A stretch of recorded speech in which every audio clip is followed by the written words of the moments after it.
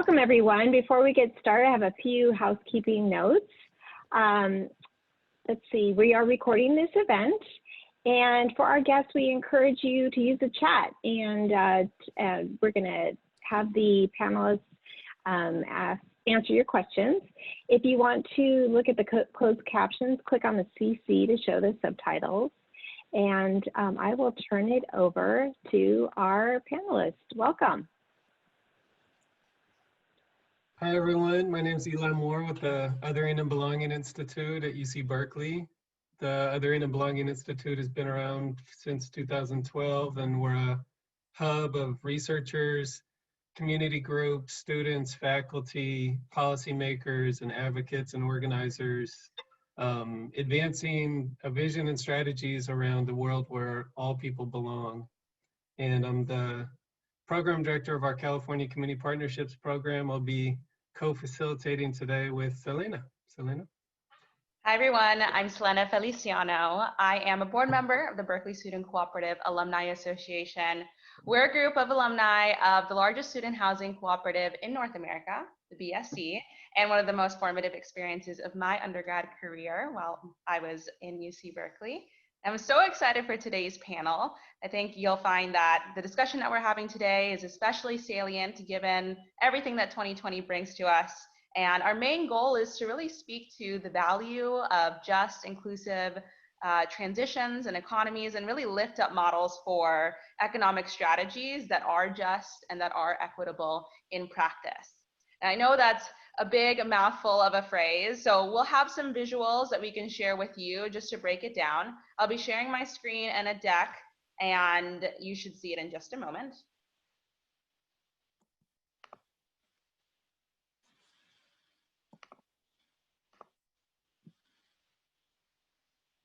All right. So as you can see here, we've got some pretty amazing groups that are being represented on today's panel. In addition to the BSCAA and Othering and Belonging Institute, we've got Ours Many Construction Co-op, Sustainable Economies Law Center, and Richmond Land. So as I had mentioned, oh, here we go.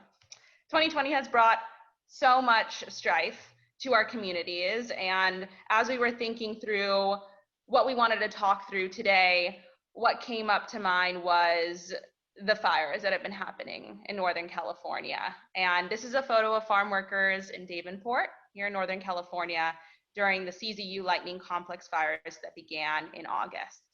And the climate crisis has come so much earlier than many people expected, and it's forcing a restructuring of our economy. In 2020 alone, wildfires have burned over 4 million acres of land in California, which is 10 times the annual average. We've seen a highlighting of the extreme inequities that exist in our current systems. More than 1 out of 10 workers in California are unemployed, and far more are underemployed, underpaid, or have given up looking for work. We see extreme income inequality in our state, higher than ever recorded, with wealth inequality being extreme. 2% of the people hold 20% of the net worth. We see communities of color being impacted disproportionately by these inequities. Black workers and business owners face inequities in income, lending, hiring, and across the economy. Latinx workers are also disproportionately concentrated in essential low-wage jobs with fewer benefits. And meanwhile, there have been over 216,000 deaths from COVID-19 across the US. So there's been a lot of talk about going back to normal once coronavirus ends, or going back to normal once 2021 comes. But what does normal really mean? What does recovery mean in this context? And what are we recovering from? Who is being recovered? What are we trying to recover? So we're going to dive a little bit deeper, and I'll pass it over to Eli to break down what we're going to be talking about today. Thanks, Elena. So for the Othering and Belonging Institute, you know, we think of the economy through the lens of belonging, and think that it's kind of a core question of our local and regional and global economy, who belongs. And we can certainly say that if we're undermining the ecosystems we rely on for our air, food, and water, that's not economy where we all belong. When we have the inequities that Selena was talking about, that's not an economy where all belong.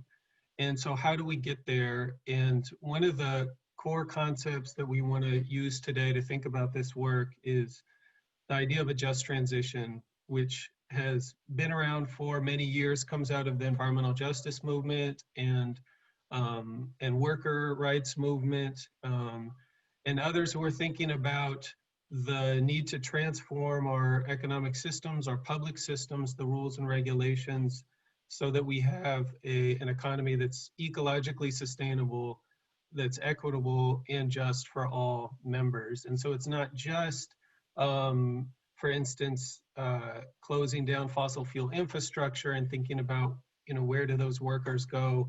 It's thinking about what new systems do we have to build to have sustainable and just economies. What are the skills and investments and structures that we need to do that?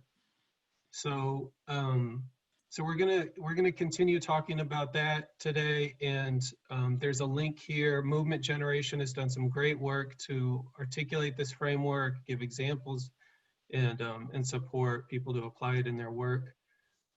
So we'll be sharing that link, and if we could move on to the next slide, which starts to get at the other kind of pillar of this work that we're using to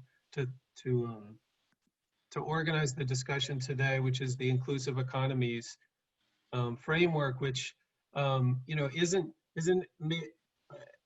as technical of a term and is used, I think, more loosely, but speaks to the values of a equitable distribution of the benefits of the economy, of the opportunities, of the ownership that's embedded in an economy. And so that comes out of work on community benefits agreements, on equitable development at the local level and regional level, and international development that rethink some of the premises of what is growth, how do we measure it, and how do we set benchmarks and a vision for economic growth.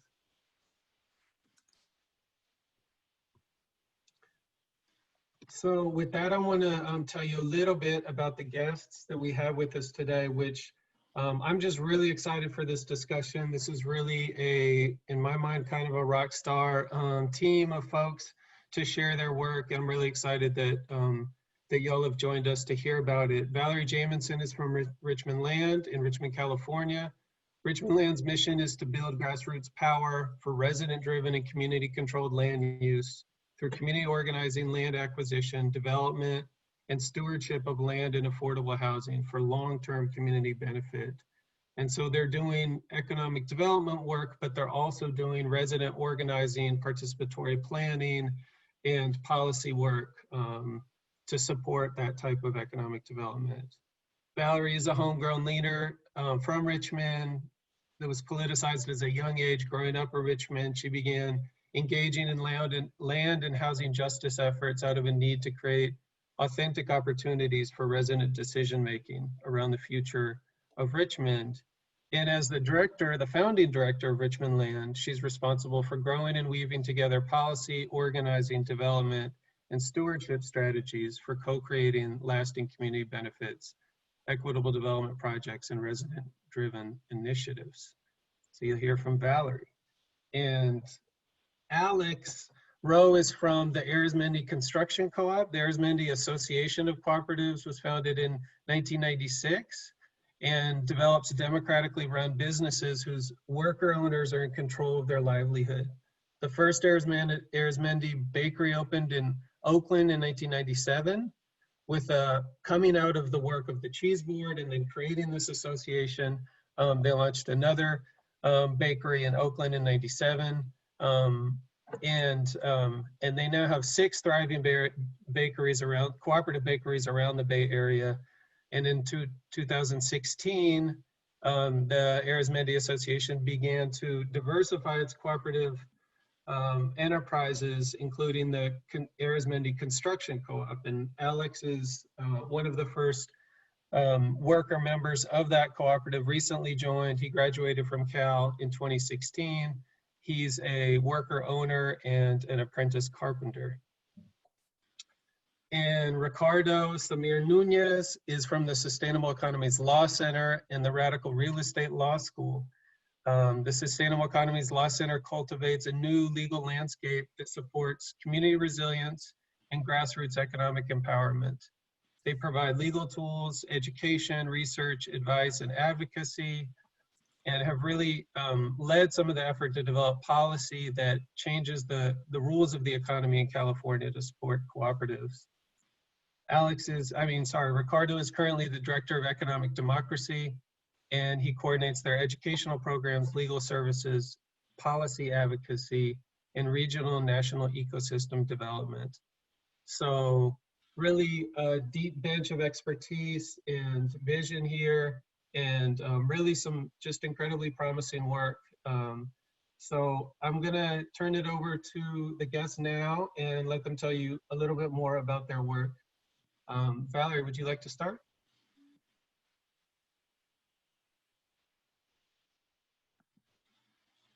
Yeah, I can. Can you all hear me? Great. Thank you for that glowing introduction, Eli. I appreciate it. And I just want to take a second to say, as a UC Berkeley alum myself, a past resident of both Rochdale and Fenwick, it's really great to be here and see familiar faces in different capacities. So as Eli mentioned, I am the founding director of Richmond Land. And for us, our organization's formed as a community-based organization with the idea that while we're centered in Richmond, we're really working across West Contra Costa, which for us really is localized with unincorporated areas of Richmond, North Richmond, San Pablo, and city proper, which are only 15 minutes away from the campus, from the university itself.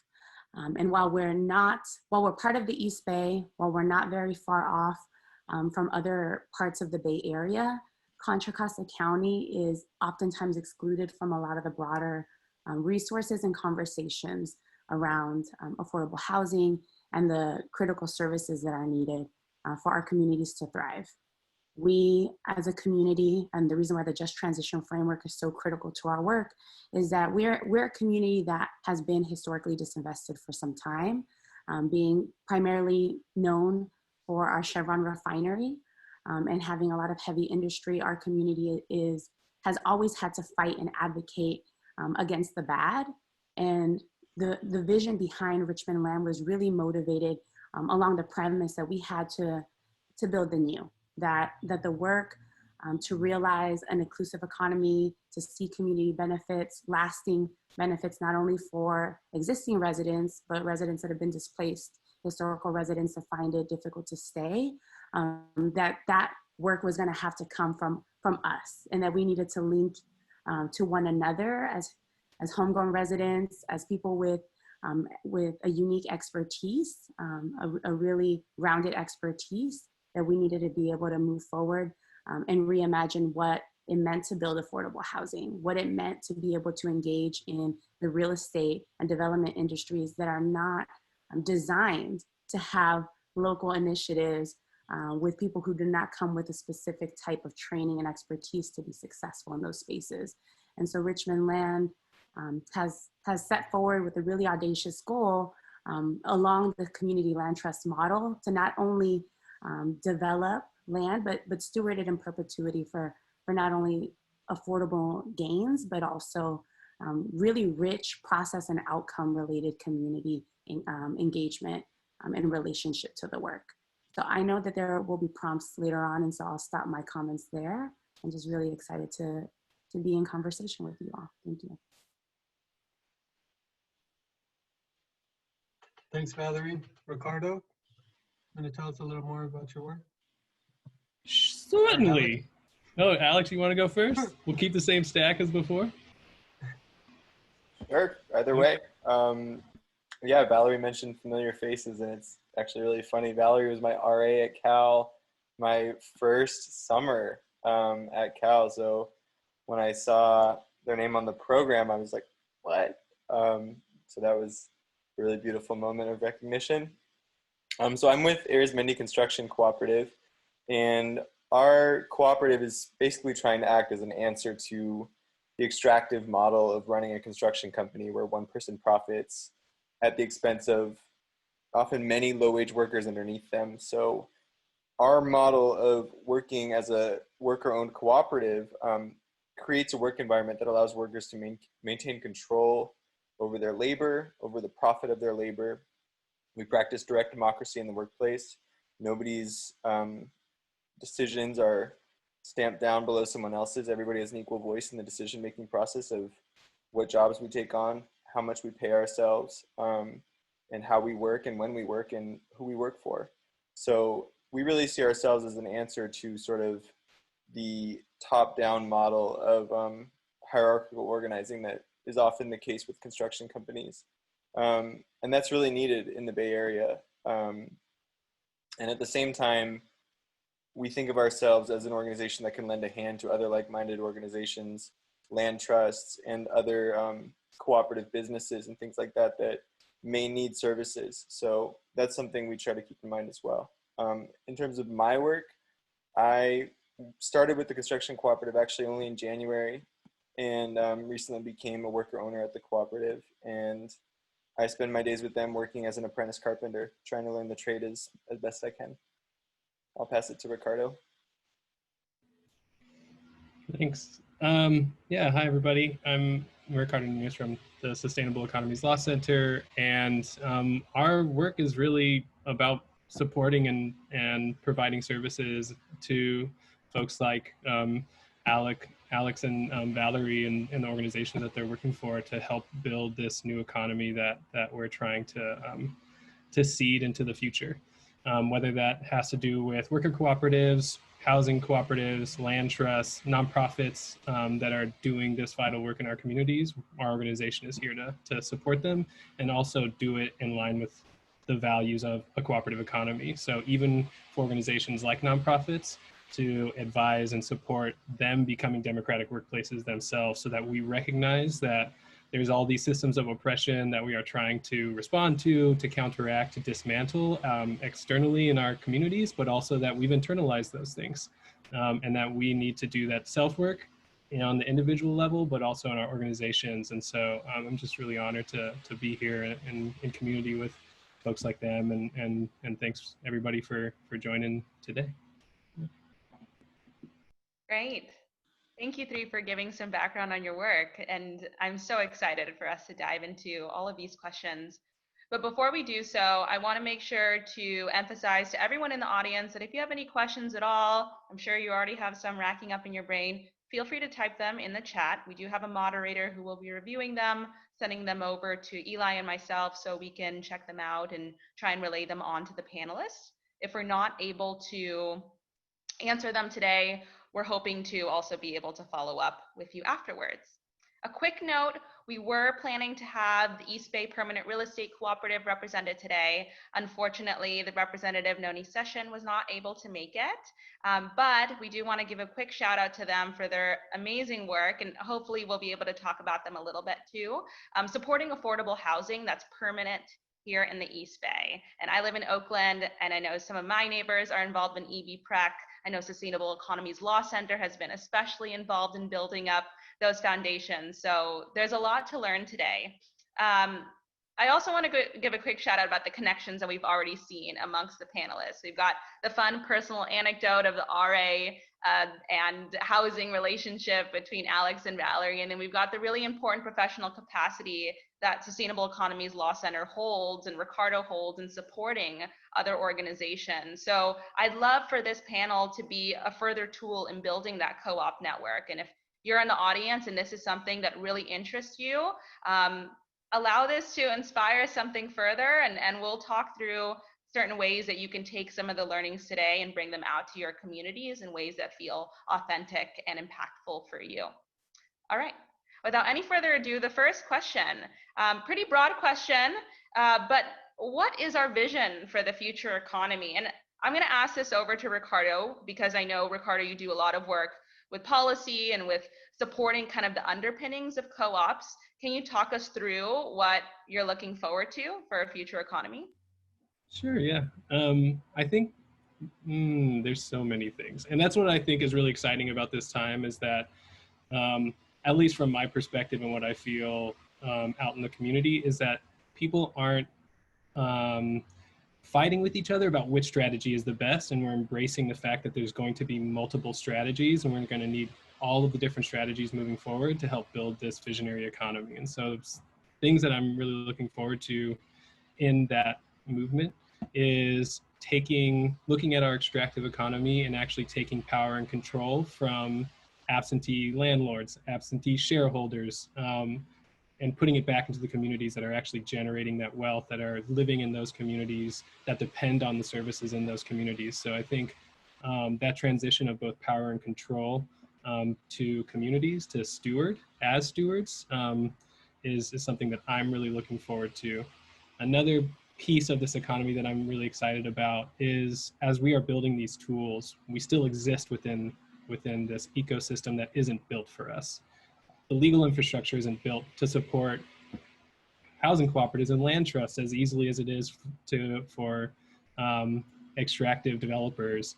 The employment law regime isn't built to regulate cooperatives. It's built to regulate master-servant relationships. That's the legal term for when you talk about employment law. We don't call our bosses masters anymore, but that's still how the law perceives the way to regulate that relationship, because that is the relationship that's embodied in most of the organizations and businesses that are in our communities. And so I'm really looking forward to moving beyond those things and into a space where we can actually come together and acknowledge that we have these different paths, that we have these different traumas that we're bringing, and finding ways to build processes so that we can heal ourselves and our communities. So yeah, that's a little bit of that vision. Great. That sounds like a great vision. I'd love to pull from some of that and ask Valerie specifically. You had mentioned, Ricardo, you mentioned healing, and Valerie, you've grown up in Richmond. You mentioned the sort of stronghold that Chevron has over the city and kind of the intricacies of affordable housing or lack of affordable housing that exist in Richmond. So what does healing look like for you, especially as you intersect it with a post-COVID economy? That's a loaded question. I'm definitely of the mind that we're all recovering from a white supremacist and capitalist system that really is undergirded in not only private industry, but also, unfortunately, our public government. So much of how our economy is oriented is to benefit, wealth accumulation and asset accumulation, and that's really what all of the organizations on this panel are fighting against in a lot of different ways. And it is both, it's a labor of love. If you're, and I can only speak for myself, but what I have seen time and time again, for folks who grow up in their community, and when you're constantly fighting really, heavy industry, really big, bad actors, at some point, you really have no other option. It's like the resistance is needed. And I think for me, what has been really amazing is to be able to have the opportunity to say that we cannot always just fight against what we don't want, but that we have to collectively come together and push these really, these ideas that I think, thankfully, because of this moment, we've actually seen that they're not as radical as once laid out to be. And I think that that's the beauty that I want to hold on to and move us forward in for our vision post-COVID, for a just recovery. It's the idea that everything that we've seen so far is an amalgamation of what's existed under a capitalist society and a white supremacist society. And that if we turn to relationship, if we turn to hyperlocality, if we turn to examples like mutual aid has shown us, when folks will come together and come to each other's aid when needed. And so we have to take that approach and apply it really to our different industries and challenge the financial institutions that maintain a really linear and non-creative approach to the challenges before us. And so one example is the affordable housing industry that also perpetuates this idea of a landlord-renter class, because it's funding is only predicated on large multifamily developments that are rentals. And so for us as an organization, it's been, there's a healing aspect to saying, yes, we want to come in and do this work. We know we need to increase the housing stock.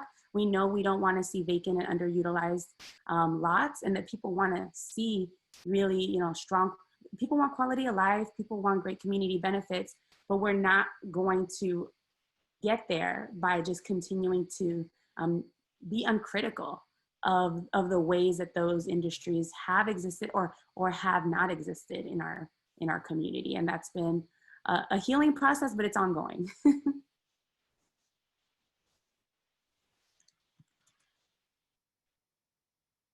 Thanks, Valerie and Ricardo. Wanted to kind of come back to the present and hear how y'all characterize the kind of landscape of this work right now. What are some of the challenges or the promise, the achievements that you see happening right now? And Alex, if we could start with you, I'm curious, your recent experience joining the cooperative, kind of coming into that space, what that was like, and how you see this, the kind of current status of this work. That's a really good question. It's been a blessing, honestly. From the beginning, I felt like it was a different work environment in the sense that I felt like I could bring my whole self to work, which is not something I've always felt in my professional environments. And that's something I've always wanted to do, but I think it's really nice to feel like I can come to work and we're like a family, we're a community. And that in itself has been a really healing aspect of my experience at this time. It's just been, my work environment has been very positive. In terms of what I'm looking forward to and where I see the work as it is right now in the present moment, I think it's important that we continue to strengthen the interwoven fabric of all of these inclusive economies. The more that we can work together and reach out to each other in mutual aid, whether it's co-op to co-op, co-op to land trust to community-run organization, I think that is where our best shot is in terms of radically restructuring the way we think about work and the way we think about labor and profit and who profits from our labor. So I think those are the big questions and sort of the big pieces that are exciting me. In terms of, during this time, specifically in the pandemic, I think one silver lining of it, if I could even call it that, has been that it's exposed our interdependence. It's exposed our mutual need for each other, our vulnerability. And so I think the moment is ripe for a larger shift, a faster transition towards an inclusive economy, because that's what we need. That's what people want. I mean, I think part of my experience in forming a worker cooperative has been, of course, this is what is necessary. So that's just been my experience, yeah. Thank you.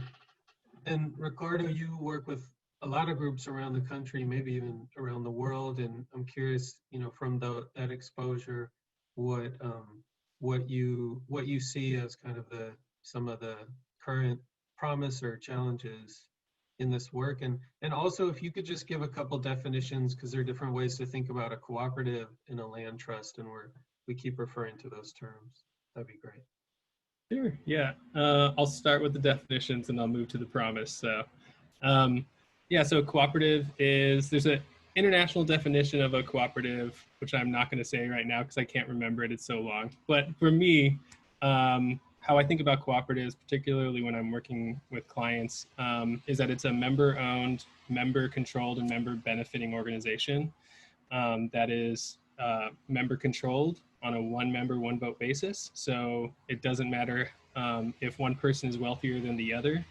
What matters is that they're a member of the cooperative, and they have equal voting rights and equal power in decision-making in that enterprise.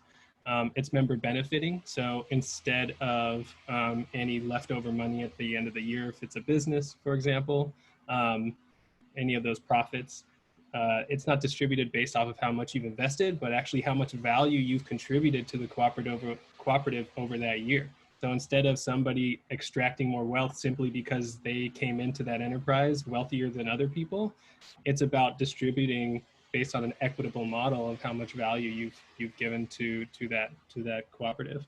And then that's member controlled, member benefiting, and member, I forget. Anyway, so that's a cooperative. The difference between that and a community land trust is that a land trust is typically a nonprofit that has a board made up of community stakeholders, residents, and then like technical assistance providers. And so you have representation from different stakeholders in the community and support mechanisms to help steward land to make it permanently affordable and take it off the speculative market.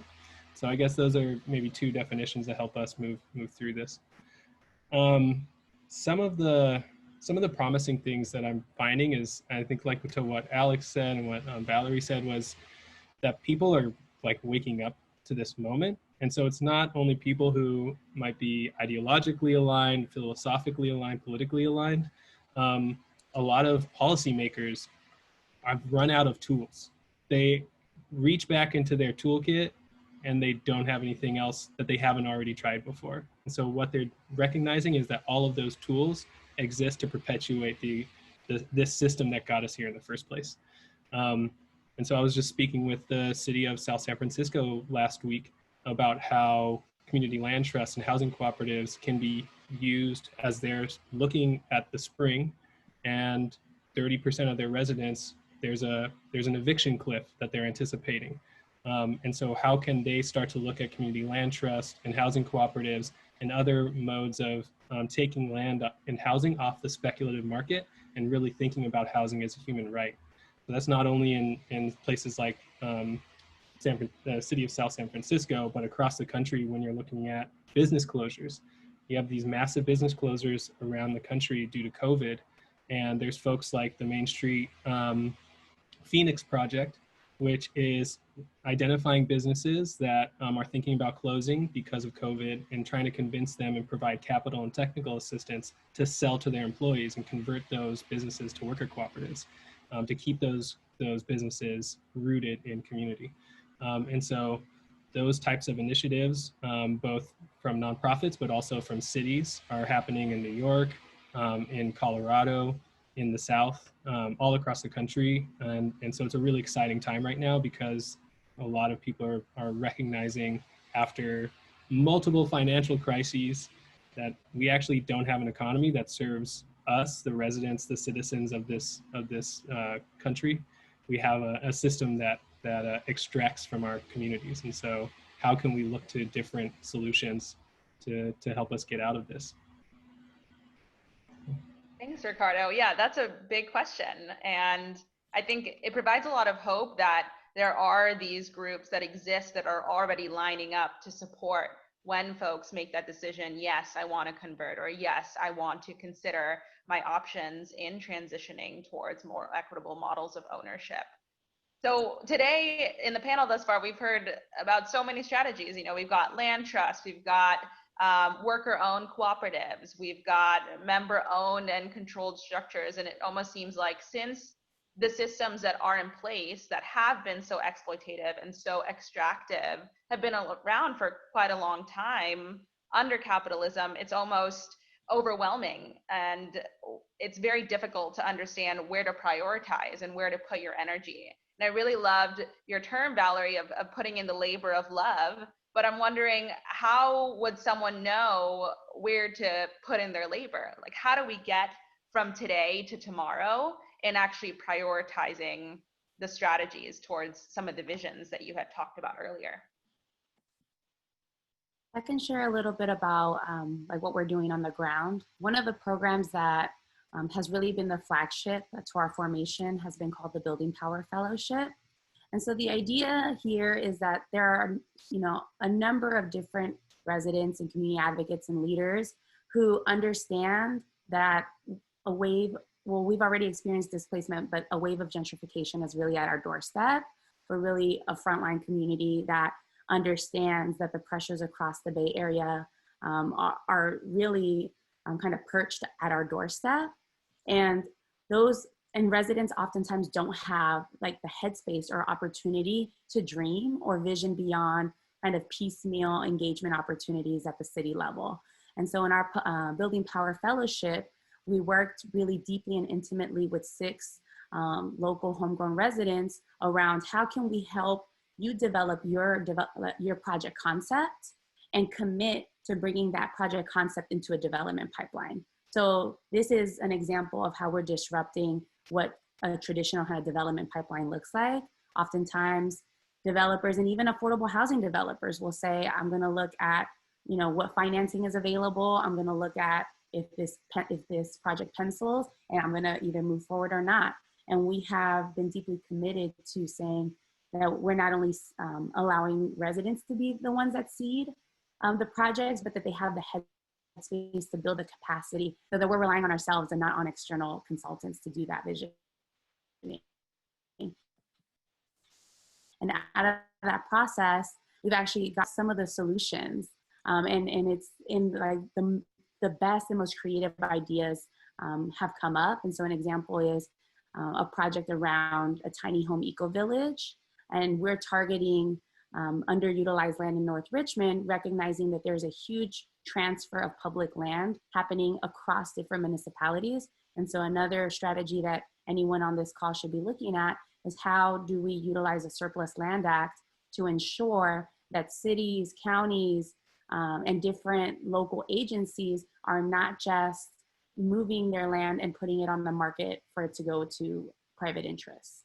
And so we've been not only monitoring the disposition process of previous public housing sites, but we've been saying like that our local residents have a claim to these sites, and that historical residents, whether they were living in Las Deltas, which was the public housing sites prior, and you know, whether it's them or they were neighbors in the North Richmond community, should be able to actually acquire those sites and be able to develop them in a way that's appropriate and that will benefit the community. And so that's one of our active projects right now, is visualizing the tiny home eco-village. But it's taken a lot of imagination, not only around the financing component of the development project, but also to move through the entitlement process with the county, and recognizing that, I mean, one unfortunate piece of, so many, but one thing we haven't talked about on this call is how COVID has really demonstrated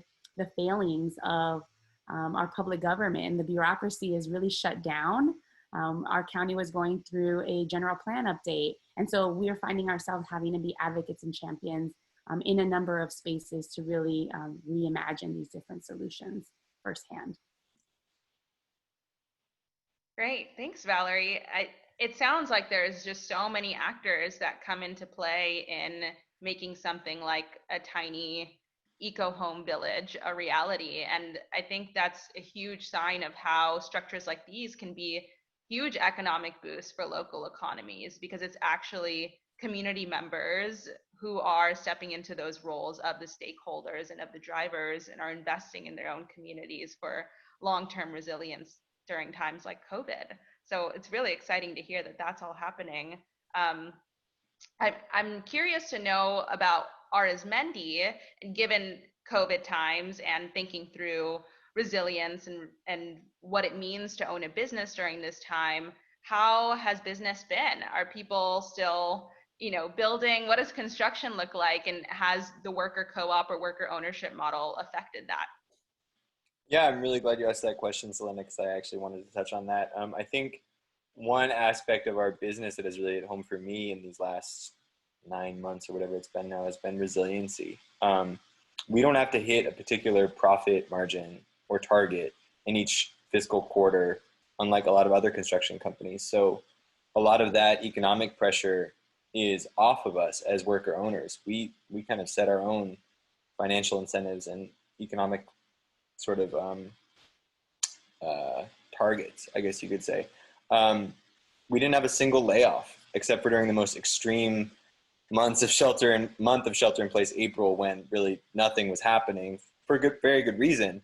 We haven't had to lay anybody off from business. Business has actually been white hot, I think, because everybody during shelter in place is working from home, and they say, actually, you know, I actually want a new deck or whatever it is. And so there are a lot of homeowners that are really looking for new construction to happen. And so the market has actually been really positive in that regard during a very serious and troubling time. But I really think the main thrust of what I'm trying to say here is that it's the cooperative model that has allowed us the flexibility to decide how to work together and decide when to pause working, and have some of our members who don't feel comfortable working during the pandemic not work and not be fired from the organization and not be able to come back and lose their job or lose their health care. You know, we have the ability to look out for each other as a community. So I think that's been one of the biggest benefits of the cooperative model, is the ability to stay rooted in community, especially during hard times, not just when things are easy. Beautiful. Thanks, Alex. It's like, yeah, business ownership with compassion. Yeah. Rare these days. Yeah. Eli, Yeah, over I really appreciate that. As a, you know, having a friend who's in the construction industry and has vulnerable health, but really was forced to go to work by his boss. It's just a very real benefit, that kind of power. So we wanted to now kind of pivot to what folks can do from their various positions as workers or organizers or investors, or all the different capacities we have folks on this call may have, and just share some of the ideas. Y'all have already shared some ideas about policy advocacy, about working with other residents to develop a vision for a project. But if you could share other ideas you have about how people can get involved in this work from wherever they may be. And Ricardo, do you want to start on this one? Sure. Yeah. There's lots of ways that y'all can get involved. That's the thing, is that just let your heart take you where your heart's going to take you. There's opportunities at whether it's housing, immigrant rights, like business, all these different areas of trying to think about how can we build an inclusive, regenerative economy. There's opportunities at every level.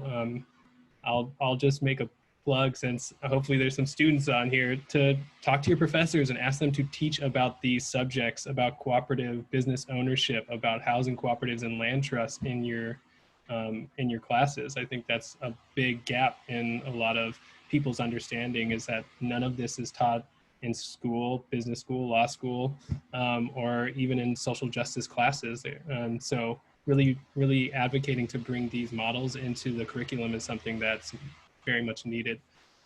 For folks who are not part of, not going to school right now, you can participate by becoming investors. One of the great things about cooperatives is that there's an exemption for being a member of a cooperative, or for cooperatives to actually solicit and get investments, non-extractive capital from folks in California. So there's opportunities for you to invest, not to donate, although since I work at a nonprofit, I'll say, yeah, please feel free to donate to the Sustainable Economies Law Center.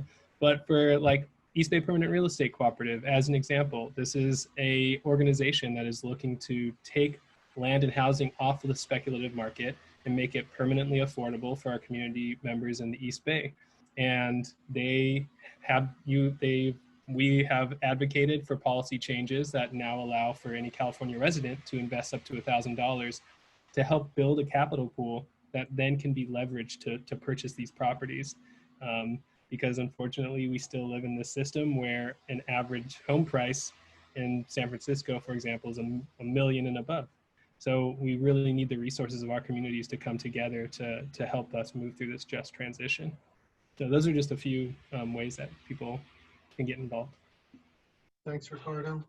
Valerie, what would you lift up as some of the actions people can take? Yeah, I think similarly, I was really hoping that on this call there would be different students, different alumni, and people who I could speak to really say, as a former student as someone who was involved in a number of different initiatives on campus, that what I do believe is really unfortunate is that upon leaving the university, there's this kind of maintenance that happens when you enter your professional career to say, okay, now I have to subscribe to opportunities that exist in these different industries and these different capacities. And we almost lose a lot of that innovation and the idea and creativity that should not just exist in the ivory tower, but really needs to be brought forward, in the future. Not only in service to communities that people may move into and call their home, but if people are returning to their local community, it's how do we really think deeply about providing that like capacity and support across different industries. So if folks are becoming lawyers, how can you use your professional and technical expertise to lend itself to different efforts? If you are going in, becoming an architect, becoming a contractor, that you're not forgetting your community along your personal pursuits, and that you can really manifest these different ideas and projects locally, and not also rely on having to, stay grounded in one location in one linear form.